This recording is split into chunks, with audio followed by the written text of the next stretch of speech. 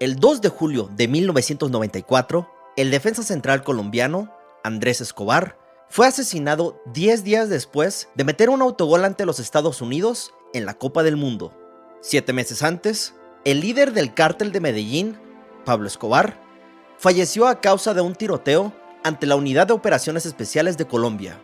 ¿Qué conexión tienen estos dos incidentes innecesariamente violentos? Hoy hablaremos de uno de los episodios más tristes en la historia del fútbol, el caso Escobar.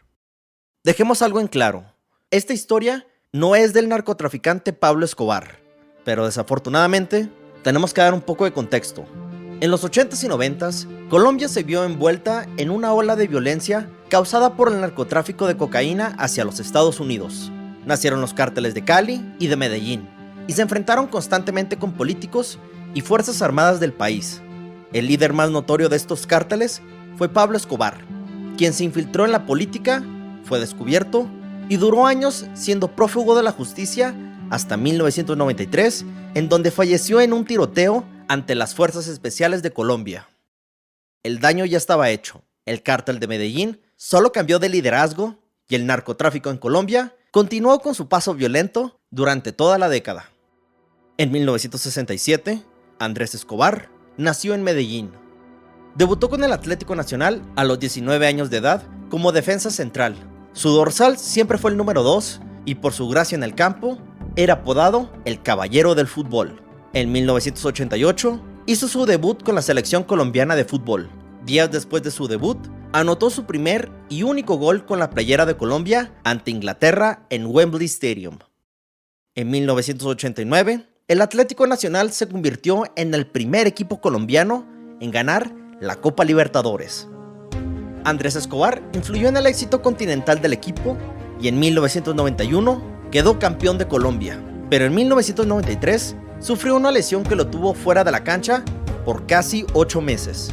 Aún así, volvió a quedar campeón con el Atlético Nacional en 1994 y se preparó para disputar el Mundial en Estados Unidos ese año. Andrés Escobar también era un hombre de familia. Ese mismo año se comprometió con su novia. La boda quedó planeada para diciembre de 1994. También, esa misma primavera, el Milan se había puesto en contacto con el defensa, prometiendo ser el reemplazo del legendario italiano Franco Baresi. En julio de 1994, Andrés Escobar y la selección de Colombia viajaron a los Estados Unidos para disputar la Copa del Mundo. Colombia tenía un equipo sorprendentemente bueno. El delantero, Adolfo Valencia, jugaba en el Bayern Múnich. Otro delantero, Faustino Asprilla, era parte del Parma. Y Andrés Escobar pintaba para unirse a uno de los grandes de Italia. Colombia se encontraba en el grupo A de la competencia, con Rumania, Suiza y los anfitriones. El primer partido fue contra Rumania, y Colombia perdió 3-1. El cuerpo técnico del equipo recibió amenazas de muerte porque varios narcotraficantes poderosos habían apostado en el éxito del equipo. Cargando con ese miedo, la selección de fútbol colombiana jugó el segundo partido ante los Estados Unidos. Al minuto 34 del encuentro, el americano John Harkes cruzó el balón en el área colombiana y Andrés Escobar marcó un autogol. Colombia intentó regresar al partido, pero Ernie Stewart duplicó la ventaja para la escuadra americana. Adolfo Valencia anotó para los colombianos, pero era demasiado tarde. Colombia perdió 2-1 el partido. Colombia le ganó 2-0 a Suiza, pero aún con esa victoria, el equipo cafetero quedó en último lugar del grupo y fue eliminado de la competencia. Al regresar a Colombia, periodistas le preguntaron a Escobar cómo se sentía, y él respondió: "La vida no termina aquí, es solo un partido de fútbol". En la madrugada del 2 de julio de 1994, 6 días después de que Colombia fue eliminada del Mundial, Andrés Escobar fue asesinado.